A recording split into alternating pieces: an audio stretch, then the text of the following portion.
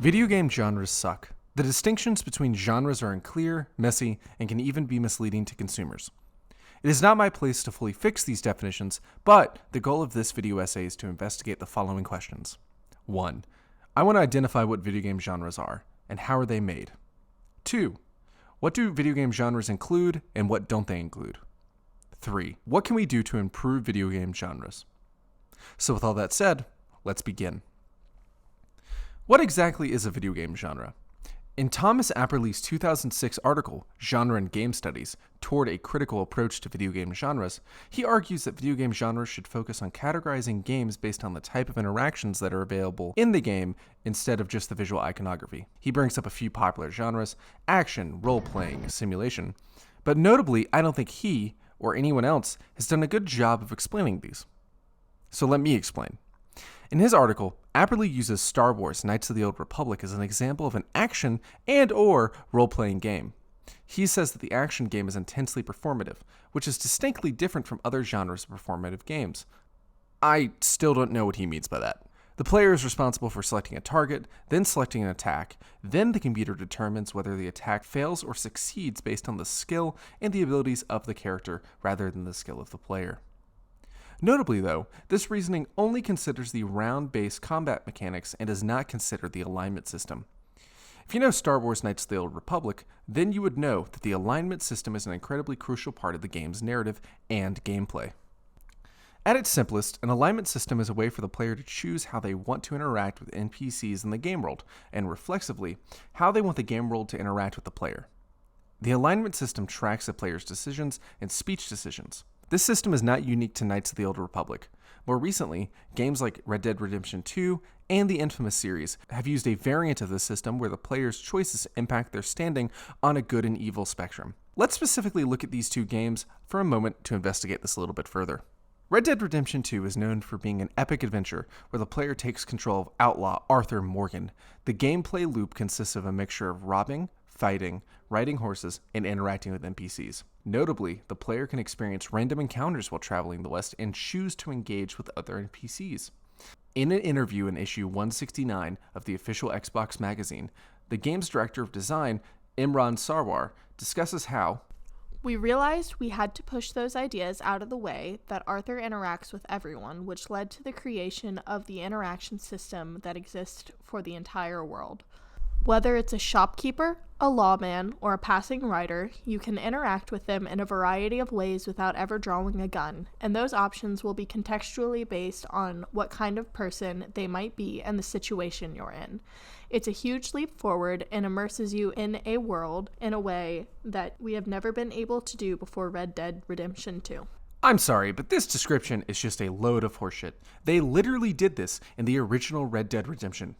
In the original game, NPCs would react to your fame, the way you dressed, and how infamous your good or bad deeds were. You can tip your hat at them, and you can also rob them. How is this in any way significantly different than the system that we got in Red Dead Redemption 2, a game that came out almost a decade later? This interaction system is much more limited than it initially appears. Even if you didn't play the original game, you'll notice that as you spend 10, 20, 30, or in my case, close to 100 hours playing the single-player campaign, you'll very quickly learn that your options are one of three things. First, you can say or do something nice. 2, you can say or do something mean. And 3, you can leave the conversation. Although there are a few exceptions to this claim, there aren't many consequences to the choices you make. If you choose to kill a bunch of people and be a dickhead, then you'll be wanted and have to pay your debt at the nearby mailroom. That's about it. Another instance of this issue is in the Infamous series.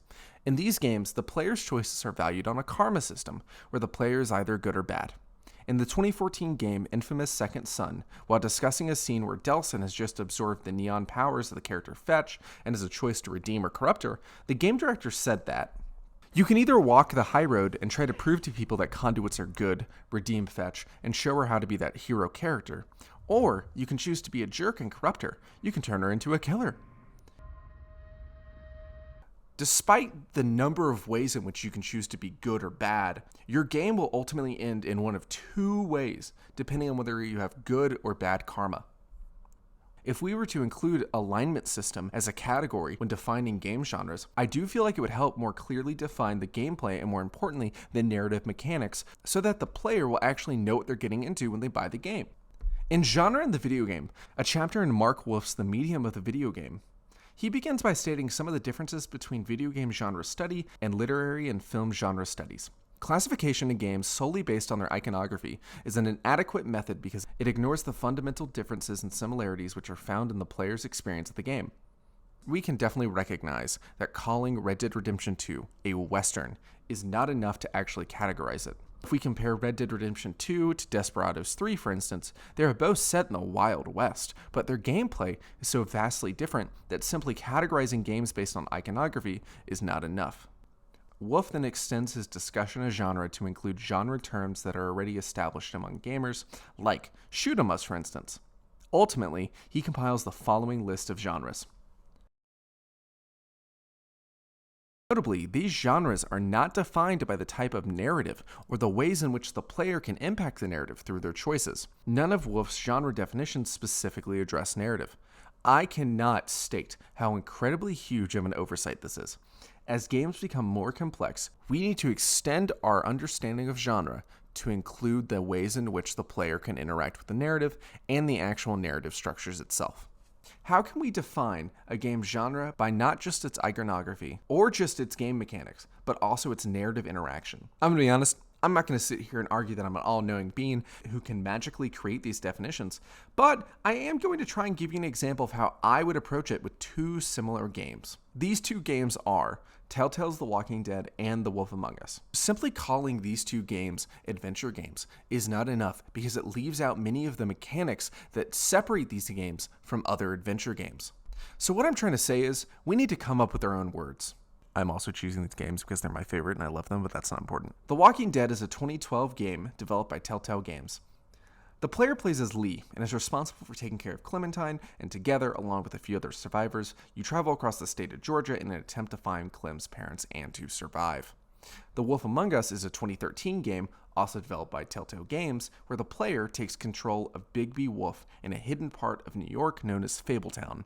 Here, you are tasked with uncovering the murders of innocent fables. The primary gameplay mechanics are three things: point-and-click gameplay, QuickTime events, and most importantly, narrative choices. Narrative choice occurs in two main ways in both of these games. As defined in the video, Major and Minor Narrative Interactivity by Games and Literature, major narrative interactivity refers to the large consequential choices that players are tasked with making. On the other hand, minor narrative interactivity refers to the hundreds of inconsequential choices that have smaller impacts, usually playing out in altered NPC dialogue responses that have no lasting impact on the narrative, but are important in allowing the player to define who their player character is. Focusing on the narrative interactivity of these games is incredibly important when categorizing them.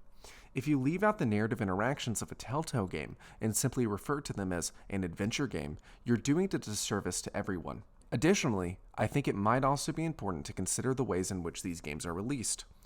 If we consider a complete game being released as the norm, then we should probably mention that these games were released in an episodic format. Instead of releasing the game all at once, the game was released in a 5-episode series. I also want to make sure that you, the viewer, realize that this isn't just an issue that I have. People are incredibly confused by video game genres, and for many games, people cannot actually fully agree on what genres a game is in. On a community board posting from 2014, a bunch of people found time to argue what genre The Walking Dead is in. This person named Herschel says, I know this is something that's discussed a lot, but today my friend said he didn't like the Walking Dead game anymore because he realized that it was just an interactive movie with dead-end choices. But to me, if you're required to play something and if you can't get a game over, then it's a game. And he replied with, a game requires effort, The Walking Dead doesn't. So what do you guys think? Is The Walking Dead an interactive movie, or would you consider it a game? The person below Herschel's comment replies saying that it is sort of to some people's interpretation, though if the puzzles and given how choice does affect several things, I'd say no. Okay, great. It's not an interactive movie, we're good. Oh shit. But wait, oh god, Firewalcano, no! Beyond Two Souls is a good example of something that is too much like a movie. You have no influence over anything except the ending, and a lot of the interactions just feel pointless. and boring. Plus, compared to The Walking Dead, the story is pretty terrible. Yeah, Beyond was a major disappointment for me. Fairly terrible story, no choices, not even any form of game over. I know Heavy Rain had no game over, but I at least enjoyed its story. I completely agree with you on that it is a game. I was unable to convince my friend though. But in all seriousness, I consider it a game. Interactive movies is actually a video game genre as far as I know. Think. Whoa, nice gif. Are you sure that interactive movie is a genre? Although this is a bit of a silly example, I want us to recognize that these discussions are constantly happening online and in person. To conclude, I think by incorporating narrative into our genre and subgenre conventions, game studies will improve as a whole. In my opinion, calling both of these games episodic, choice-based, narrative point-and-click adventure games is simply better. Although it's a little wordier, at least we are able to incorporate both the gameplay's mechanics and also the narrative aspects. There is no reason to limit these genre definitions, and I encourage others to build upon these ideas. This is just something I am incredibly too passionate about.